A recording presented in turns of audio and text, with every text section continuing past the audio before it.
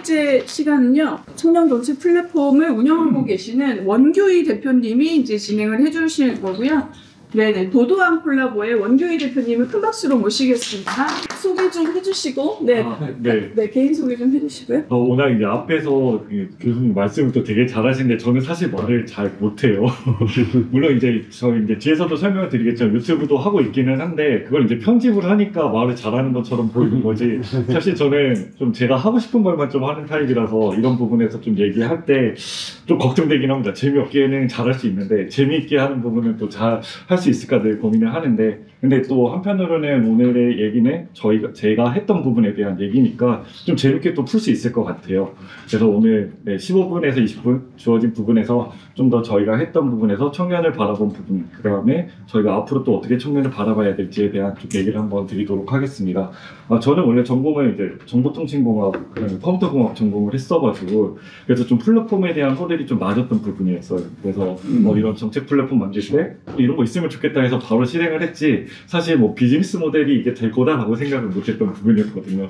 그래서 이렇게 쭉 해서 좀 이제 창업가가 되고 싶은데 좀 사회적 기업가가 되고 싶다라는 그 경로를 통해서 이렇게 쭉 갔었고, 지금은 좀 정책과 관련돼 있는 제안 활동이라든가 이런 좀 여러 가지 활동을 하고 있습니다. 저희가 요번에 이제 주제는 청년 그리고 이제 사회 혁신인데, 저는 이제 좀 플랫폼을 운영하고 있다 보니까 이에 대한 이제 데이터들이 좀 쌓이는 부분들이 있어요. 그래서 좀 플랫폼을 통해서 좀 진짜 어떤 청년들이 고민을 있고 어떻게 좀 바라봐야 되는지에 대한 좀 얘기를 한번 드리도록 하고, 저희는 근데 그냥 플랫폼이 아니라 청년 정책을 맞춤으로 전달하는 플랫폼이에요. 그래서 정책도 청년에게 정말 필요할까라는 약간 퀘스천 마크를 좀 가지고서 오늘 발표를 한번 진행해 보도록 하겠습니다. 아까 이제 설명드렸지만 이렇게 활동을 하고 있고요. 이것도 그냥 넘어가고, 저희는 이제 스타트업이기도 하고 임팩트 기업이기도 하고 소셜벤처 기업이기도 하고 핀테크 기업이기도 합니다. 어떻게 이렇게 되는지는 또 뒤에 가서 한번 설명드리고 진행을 한번 해보도록 하겠습니다. 저희는 일단 서두에 청년정책 플랫폼이라고 얘기는 했지만 일단은 먼저 이런 거다라고 얘기를 하고 시작해도 좋을 것 같아요. 그래서 저희는 이제 전국에 있는 부처나 아니면 지자체에 있는 정책 정도 다 모아서 이거를 개인의 30초, 그러니까 7가지 설명을 통해서 지금 당장 지원할 수 있는 정책이나 정책 말고도 그 청년이 좀 얻을 수 있는 여러 가지 프로그램들이 있거든요. 이거를 좀 전달하는 그런 솔루션을 가지고 있는 기업입니다.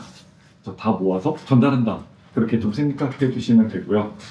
플랫폼은 11만 명 정도 이용하고 있고, 콘텐츠는 또 이렇게 유튜브나 뉴스레터를 통해서 여러 가지 전달을 하고 있습니다. 나중에는 이 QR코드 통해서 한번 유튜브나 이런 거 가입해 주시면, 좋아요, 구독까지 해주시면 좋을 것 같아요. 사실 지원 섭섭할 때 초반에도 되게 많이 떨어졌던 것 같아요. 아까 처음에도 말씀드렸지만 비즈니스 모델이 좀 제대로 구체적으로 있었던 것도 아니고, 왜 굳이 국가에서 해야 될 일을 왜 너네들이 하려고 해? 그래서 초반에 정말 좀 지원 사업 많이 떨어졌던 것 같아요. 그렇지만 지금은 또 그 일을 통해서 계속까지 잘 버티는 스타트업이기도 합니다. 그래서 왜 이 일을 하려고 하는지에 대한 좀 얘기를 드려보면, 그냥 소장님께서도 말씀을 해주셨지만 청년에 대한 정의랑 그다음에 정책에 대한 부분들이 처음 들었을 땐 되게 낯설 수 있어서 좀 이 부분을 좀 넘어가면 좋을 것 같아요. 그래서 지자체마다 이런 청년에 대한 정의가 진짜 다 달라요. 그래서 이거를 기본법이라고 하는 부분이 있어서 이게 기본이 되는데, 여기서는 만 20세에서 3, 4세까지 이렇게 정의를 하고 있거든요. 근데 이게 지자체마다 또 부처마다 이게 달라요. 저는 이제 중기부에서 2030 자문단을 했는데, 또 중기부라고 하면 중소벤처기업부는 부처잖아요. 근데 34살까지가 아니고 또 39살까지예요. 그리고 서울시는 39살까지인데 군대 복무한 기간까지 포함한다 그러면 또 42살까지 되는 부분이에요. 그리고 또 이게 정책마다 또 청년의 나이가 또 다 달라요. 이런 부분이 있는데, 또 이 청년 나이를 만약에 34살까지인데 39살까지로 늘린다 하면은 이게 또 예산이 또 늘어나야 되는 부분이 있어서 이런 부분들은 항상 또 이제 논쟁이 되는 부분이기도 합니다. 그래서 청년 인구는 일단 20에서 39세를 했을 때 1200만 명 정도 되거든요. 이제 정책 하면은 저는 이제 정책이 되게 쉽게끔 이제는 익숙해진 단어이기는 한데, 처음 들어보시는 분이 정책이 뭐야라고 하실 수 있어요. 그럴 때 좀 국가에서 나누는 기준으로 좀 본다라고 하면은 주거, 일자리, 교육, 생활, 복지, 문화, 참여관리 이렇게 나눌 수 있어요. 일자리라고 한다면 우리가 흔히 이제 진로를 잘 할 수 있게끔 진로 교육을 시켜준다거나 아니면 일 경험을 할 수 있게끔, 그렇게 또 인턴 사업, 그다음에 학교에서도 하는 그런 대학교에서 하는 부분이라든가 아니면 창업에 대한 지원, 이런 걸 다 포괄해서 일자리라고 할 수 있고, 주거도 이게 사실 주거 쪽이 제일 또 대부분 예산이 많이 투입이 되는 것 같아요. 그래서 또 뭐 임대주택이라든가 전세대 자금대출 이런 부분이 있고요. 그다음에 교육, 생활복지문화 이런 부분은 또 이제 되게 다양한 부분들이 있는데 한번 이런 게 이제 정책이라고 얘기할 수 있구나 하고서 인지하고 넘어가시면 좋을 것 같습니다. 정부나 지자체마다 진짜 청년 플랫폼 되게 많이 운영을 하고 있어요. 그래서 저희뿐만 아니라 사실 저희는 이제 민간에서 처음 만든 부분이기는 하지만 온통 청년이라고 해서 뭐 한국고용정보원에서 정부 주도로 해서 만들어진 사이트 있고 여기 밑에는 또 이제 청년몽단 정보통이라고 해서 서울시에서 만들어진 게 있고 근데 이게 다 광역센터, 광역 지자체마다 다 이게 만들어져 있고 그래서 이게 처음에는 좀 몇 개 좀 자력할 수 있는 뭐 서울시나 아니면 경기도 이렇게 해서 만들었는데 이게 지금은 저렇게 광역 도시 말고도 다 소 지자체마다도 다 만들어지고 있어요. 그래서 이게 청년 플랫폼이 정말 많이 만들어지고 있는 부분에 또 어떤 지금 현상을 말씀드릴 수 있어요. 그래서 지금 정책은 이전에는 뭐 한 8조 원 규모가 됐는데 지금 28조 원까지도 이제 늘어난 부분이거든요. 그래서 예산은 3배까지 늘어났고 아까 보신 것처럼 플랫폼도 정책이 많이 만들어진 것만큼 전달할 수 있는 체계는 되게 많이 만들어졌어요. 근데 오른쪽 부분은 제가 이제 창업 시작할 때 데이터고 지금도 이제 마찬가지로 이제 퀘스천을 이제 물어보면은 똑같이 대답을 해요. 나는 청년 정책에 대해서 잘 모른다. 아니 그 플랫폼을 존재하는지도 잘 모른다. 그리고 잘 활용하지 못하고 있다가 약 늘 과반수 정도에서 왔다 갔다 해요. 그래서 이런 부분에서 예산도 늘고 플랫폼도 늘었지만 왜 청년들은 잘 모를까? 라는 부분을 한번 생각해 보시면 좋을 것 같았고 저는 이 부분을 좀 저희가 해결할 수 있지 않을까라는 좀 시도를 통해서 청년 정책 플랫폼을 만들었던 부분이었습니다. 청년은 왜 정책을 몰라서 못 쓰는 걸까? 사실 이 부분에서 저희는 뭐 신청할 수 있는 너무 조건이 까다롭다. 그 다음에 정책 자체를 일단 인지할 수 있는 과정도 어렵다. 그 다음에 이거를 인지했더라도 신청하는 절차라든가 서류가 너무 복잡하다. 그리고 사실 그런 걸 다 챙겼지만 또 이걸 놓치면 또 신청을 못하는 거잖아요. 그래서 이 특정한 부분에서 이제 뭔가 문제를 하나로 좀 축약할 수 있을 거라고 생각을 했는데 다 문제였어요. 다 문제였기 때문에 뭘 하나를 딱 특정하게 문제를 놓고서 솔루션으로 만들 수 있지는 못했고 사실 지금은 지금도 마찬가지로 계속 고민하는 부분입니다. 어떻게 하면은 정책을 잘 어떻게 인지시킬 수 있을까? 라는 부분에서 고민을 하고 있고 뒤에 대한 솔루션은 저희가 시도하는 거에 대한 것도 말씀을 드릴 수 있을 것 같아요. 그래서 뭐 여기서 늘 마케팅에 대한 부분 얘기하면은 인지부터 해서 쭉 이렇게 공유까지 간다고 했는데 실제 정책이 많이 만들어졌어도 이런 부분이 잘 활용하는 부분이 아직까지도 좀 잘 안 되는 부분인 것 같고 이게 안 된다가 어떤 문제가 아니라 사실은 어쩔 수밖에 없는 형태인 것 같다는 생각도 좀 하고 있습니다. 저희는 일단 뭐 정책도 되게 잘 만들어졌지만 민간에서도 여러 가지 프로그램들이 있으니 이거를 일단은 너무나 잘 모으면 좋겠다라는 생각을 했어요. 그리고 지금도 국가의 어떤 플랫폼에 들어가 보면은 좀 UX적으로 좀 찾기 어려운 부분들이 있거든요. 그런 부분들을 조금 더 저희는 한눈에 볼 수 있고 이거를 나에게 맞는 부분에서 놓치지 않게끔 하는 부분을 할 수 있지 않을까 해서 2020년도 8월에 런칭을 했고 사실 이 서비스를 조금 더 매진해서 한 번은 한 2년 전부터 해서 지금 11만 명 월 이용하는 수치까지 올라온 부분입니다. 사실 이제 그러면 정책 사이트니까 어떤 사람들이 이용할까라는 부분이 되게 궁금하실 수 있을 것 같아요. 저희가 매번 또 듣는 질문이고 이게 또 정책이라고 하면 좀 소득 수준이 낮은 청년들이 많이 이용하지 않을까? 그러면 이제 좀 비즈니스적으로 보면은 약간 구매력 지수가 좀 떨어질 수 있는 상황이잖아요. 근데 저희가 실질적으로 여의도닥지를 이용하시는 분들에 대한 이렇게 데이터를 보면은 그렇지 않은 부분을 좀 많이 확인할 수가 있어요. 여러 가지 데이터를 통해서 많은 걸 인사이트를 도출할 수 있는데 일단은 뭐 요즘에 뭐 야구도 그렇고 스포츠도 그렇지만 그 산업을 이끌어가는 건 이제 여성이 좀 많이 주체가 되는 거잖아요.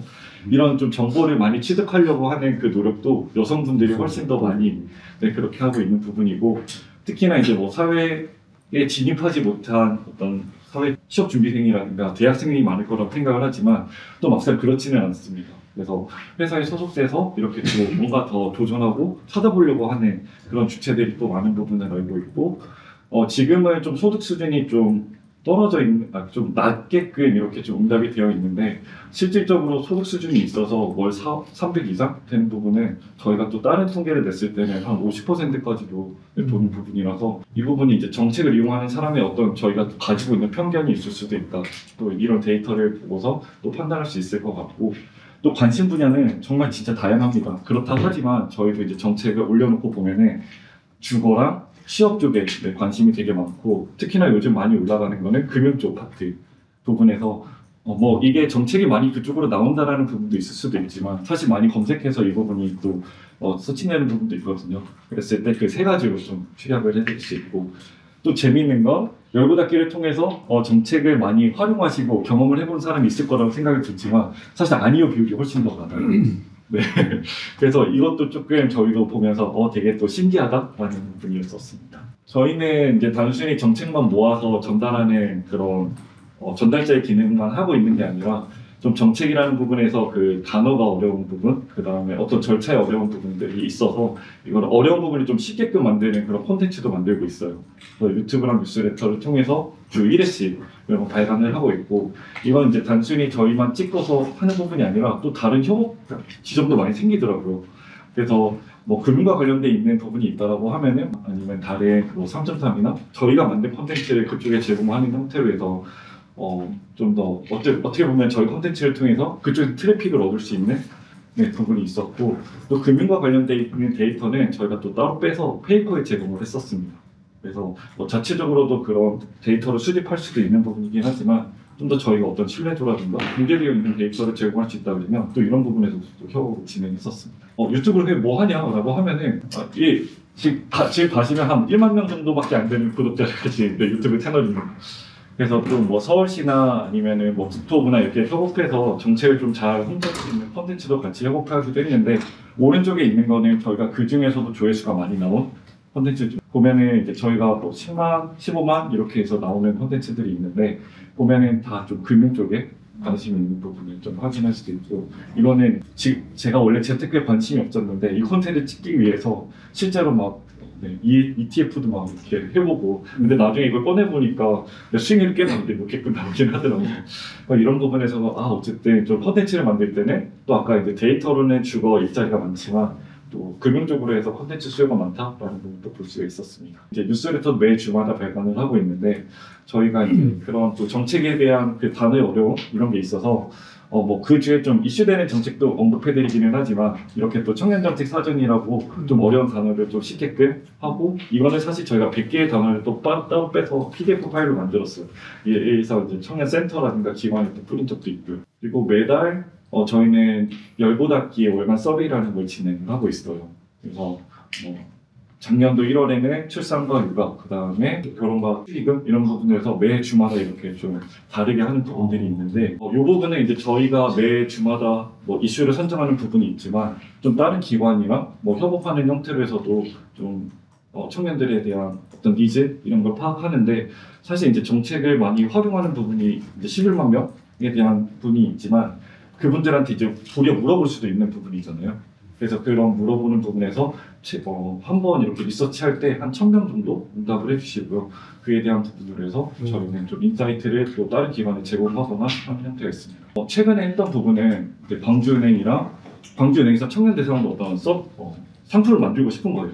그랬을 때 청년들은 어떤 이유로 적금을 가입할 수 있는지에 대한 좀 동의 유도 이런 걸 좀 파악해서 하는 걸 좀 같이 한번 진행을 해봤고, 금융과 행복 네트워크랑 또 같이 이렇게 해서 보고서까지 발간을 했었어요. 그래서 금융과 그다음에 금융 실태조사뿐만 아니라 이거에 대한 또 행복도 좀 같이 또 연구를 해서 이게 또 정책으로 이어질 수 있는 부분에서 또 같이 협업하는 그 사례도 한번 만들어봤습니다. 그리고 이거는 이제 오늘 딱 그 진행이 될 건데요. 대학 내 산하에 또 청년 그런 또 어떤 재단이 있어요. 그래서 문화예술 청년들에 대한 어떤 지원이 조금 많이 되는 부분이기는 한데, 저희가 이제 오늘이랑 다시 협업을 해서 쉬었음 청년에 대한 이슈가 요즘에는 또 많거든요. 그 쉬었음 청년이 정말 진짜 그냥 쉬고 있는지, 우리가 이제 사회적으로 봤을 때 그냥 포기하고 아무것도 안 하는 청년인지, 근데 그렇지는 않을 것 같다는 문제의식을 느껴서 진짜 제대로 쉬고 있는지, 쉬고 있다면 어떤 이유로 진짜 쉬고 있는지에 대한 부분에 대한 연구도 좀 진행을 할 예정입니다. 이용자가 아무래도 있다 보니까 저희가 이제 정책으로 하지 못했던 부분, 해결이 안 되는 부분, 그리고 이런 게 있으면 좋겠다라는 피드백을 받으면 저희가 프로젝트를 또 만들 수가 있어요. 그래서 저희가 자체적으로 이제 청년 정책을 또 스터디하거나 아니면 연구 활동을 하거나 아니면 콘텐츠를 또 만들 수 있는 활동을 만들거나 아니면 또 이렇게 로컬 창업 경쟁대회를 뭐 서울대학교에 있는 군사대학이랑 또 어떤 재단이랑 같이 하는 형태로 좀 한번 열어봤습니다. 그래서 열고닫기라는 브랜드를 계속적으로 좀 더 활용할 수 있는 부분을 만들고 있고 이에 대한 걸로 또 이제 다른 기업이랑 또 어떤 사회공헌 사업으로도 만들고 또 공모전 제휴로 하는 형태로 만들고 있습니다. 정책은 사실 공공에서 쓰는 단어니까 그렇다 하면은 청년과 관련돼 있는 이런 정책을 꼭 공공으로만 놓고 봐야 될까라는 부분에서 조금 이제 그 시선을 넓힐 수가 있을 것 같아요. 그래서 그런 기업들의 협업들이 또 많이 진행되고 있는 부분에서 이렇게 취업과 일자리 부분이 있고 그다음에 금융 경제 하는 부분에서 저소득 청년이라든가 그다음에 좀 대출에 대한 위기에 있는 그런 청년들에 대해서 도움을 줄 수 있는 부분이라든가 그다음에 어떤 교육을 통해서 하는 부분 그다음에 또 마음 건강 이런 부분에서는 이제 서울시에서도 마음 건강 지원 사업이라는 거를 하고 있기는 하지만 조금 더 이제 민간에서 만약에 가지고 있는 본인의 솔루션을 또 청년에게 만약에 제공을 할 수 있다라고 하면은 그 부분에서도 이제 프로젝트가 진행되고 이런 부분들이 공공과 민간이 같이 협업하는 모델로 또 하는 부분이 있습니다. 저희가 또 재미나게 하고 있는 부분이 있는데요. 청년정책 어워즈를 저희가 매년 연마다 열고 있어요. 2023년도에는 저희가 그냥 단순히 데이터를 가지고 있으니까 청년들이 이런 데이터를 많이 이런 정책들에 대한 관심이 많았다 해서 저희가 이제 뽑았다 그러면은 작년도에는 실제로 전국의 100명의 청년들을 좀 한번 발굴을 했었어요. 그래서 저희가 데이터 안에서 또 보이지 않는 그런 청년들의 프로그램이라든가 정책이 있을 수 있어서 그래서 100명의 전국에 있는 청년들을 뽑아서 실제 이제 우리가 이런 정책들이 더 잘 만들어졌으면 좋겠다. 그리고 뭔가 부족한 부분이 있으면은 또 그게 개선되면 좋겠다라는 부분에서 이렇게 7가지 청년정책 대상들이 이제 정부나 지자체도 있지만 기업이나 비영리에서도 이런 청년과 관련돼 있는 여러 가지 사업을 하고 있으니까 또 잘된 사례를 좀 더 발굴하는 형태로 해서 이렇게 또 저희가 어워즈를 한번 열었고 올해는 좀 글로벌까지도 좀 확장해가지고 있습니다. 그래서 조금 더 저희 플랫폼을 통해서 그냥 정책만 얻어가는 게 아니라 실제 조금 더 청년들이 참여할 수 있는 그런 루트로 만들 수 있는 그 구조를 계속적으로 만들어 나가고 있습니다. 이제 거의 이제 막바지 가고 있는데요. 청년들에 있어서 이제 저희의 역할에 대해서 지금 이제 고민하고 있는 부분에 대한 걸 좀 한번 얘기 드리고자 합니다. 이미 정책이 만들어졌다는 거는 그 안에서 어떤 문제 의식이라든가 그런 심각성 이런 부분들이 잘 만들어져 있는 상황이고 그게 이제 정책을 풀어줬지만 실제 이제 청년들의 문제를 잘 캐치하고 있느냐라는 부분은 조금 저 스스로의 좀 의아점이 있는 것 같아요. 그렇다면 또 민간에서 할 수 있는 역할에서 뭔가 해결할 수 있는 방안은 무엇일까라는 부분으로 해서 고민을 하고 있습니다. 아까 이제 청년에 대한 부분으로 얘기했을 때는 20에서 34세, 그러니까 딱 나이를 기준으로 해서 얘기를 했었어요. 근데 청년들을 그렇게 나이로 구분하기보다는 되게 다양하게 분화되는 형태로 해서 좀 청년을 바라봐야 되지 않을까 생각이 들었습니다. 그렇다면 이제 생애 주기별로 해서 저희는 이제 나눴다라고 한다면 지금의 이 생애 주기의 청년들도 뭐 취업은 했지만 뭐 N잡 형태로 해서 여러 가지 억울할 수도 있는 거고 취업자이자 창업자일 수도 있는 거고 근데 그런 부분에서 이제 단순히 이 사람은 대학교 졸업했다 그다음에 취업 준비를 하고 사회 이제 진입하고 그다음 결혼한다 이 루트로만 이제 청년을 바라보면 안 될 것 같고요. 그 안에서의 또 상황이 되게 여러 가지로 놓일 수 있을 것 같아요. 뭐 금융취약, 청년이라든가 이런 부분에서 좀 더 필요한 부분에 카테고리화해야 되지 않을까. 그리고 이제 여러 가지 문제 의식도 늘어나는 부분에서 좀 더 다양한 제품들이 필요할 거라고 생각을 합니다. 일단 정부에서는 공공기관과 기업 이렇게 좀 더 같이 프로젝트를 진행하려는 방향을 모색하고 있고 작년 말 같은 경우에는 서울광역청년센터에서는 실질적으로 정책과 민간 자원을 연계하는 방안에 대해서 그 대표적인 사례를 또 발표하는 그런 포럼을 또 열었었습니다. 그래서 저희도 계속 민간이랑 조금 더 같이 할 수 있는 역할도 있지만 그런 부분에서 좀 더 거시적인 거버넌스를 만들어서 좀 더 만들 수 있는 협업 방법에 대한 부분을 계속 고민을 하고 있고요. 정책을 보면은 사실 이제 청년들의 고민을 알 수 있는 부분이기는 하지만 저희는 조금 더 그거를 잘 바라볼 수 있는 부분의 역할을 해야 되지 않을까라고 생각을 했습니다. 일단 정책을 보면 20년대 초반 하면은 기후환경에 대한 물론 지금도 이슈가 크지만 근데 그게 또 마음 건강으로 갔다가 아마 이제 요번 정부에서는 좀 더 금융과 주거에 대한 부분에 포인트가 있을 거라고 생각이 들어요. 그리고 뭐 창업을 한다 했을 때도 이전에는 뭐 테크 기반에 대한 스타트업에 좀 지원이 많았다고 하면은 지금은 이제 글로벌 진출할 수 있는 그런 기업에 대한 지원이 많아지다 보니까 이런 또 정책의 흐름을 보면은 또 청년에 대한 어떤 고민들이 이제 그거를 해결할 수 있는 부분에 읽을 수도 있지만 좀 더 저희는 그거를 더 잘 알기 위해서 노력을 해야 될 것 같고요. 청년들에 대한 어떤 의견을 그러면 어떻게 지금 정부나 지자체에서 얻고 있느냐라고 하면은 이런 좀 풀뿌리 민주주의 형태로 해서 뭐 청년 정치 네트워크를 통해서도 계속 청년들이 참여해서 그거를 이제 분과별로 해서 의견을 듣는 방법이 있고 좀 윤석열 정부에서는 이런 청년 부처를 해서 청년 보좌역이라든가 자문단을 또 만들었었거든요. 근데 실제로 저는 또 여기에 참여를 해보니까 저희가 할 수 있는 또 역할도 또 찾을 수 있는 것 같아요. 물론 이제 되게 잘 만들어지고 하는 부분도 있지만 좀 더 이런 정책과 청년 사이의 간격을 줄일 수 있는 그런 노력들이 저희 플랫폼의 어떤 데이터로 형태로 해서 만들어질 수 있지 않을까라고 생각을 했고요. 저희는 지금 처음도 그랬지만 지금도 늘 생각을 하고 있습니다. 네, 청년들이 진짜 원하는 게 뭘까? 그렇지. 원하는 거를 정책으로 뭔가 풀어낼 수 있는 걸까? 여러 가지 지원들이 있지만 그걸 통해서 내가 한 걸음 더 나아갈 수 있는 건가라고 생각해보면 많은 게 많으면 좋은 건데 그에 대한 어떤 부분들은 저희는 결국에는 저희 플랫폼 내에서 쌓이는 그런 데이터를 통해서 좀 더 고민을 하고 이에 대한 좀 풀어낼 수 있는 방향을 다른 기관이랑 많이 협업하는 형태로 해서 좀 많이 만들어내고자 합니다. 그래서 민간에서 역할을 좀 더 잘 캐치해서 정부에도 요구하고 민간에서 저희 이런 것도 있는데 한번 해보시죠라고 하는 분들로 조금 더 저희는 그런 좀 거대한 더 큰 플랫폼을 좀 하고자 하고요. 그럼 이게 어떻게 가능하냐라고 하면은 저희는 일단 회원에 대한 정보라든가 그다음에 정책을 좀 더 찾아본다라는 부분에서 여러 가지 이제 데이터들이 있습니다.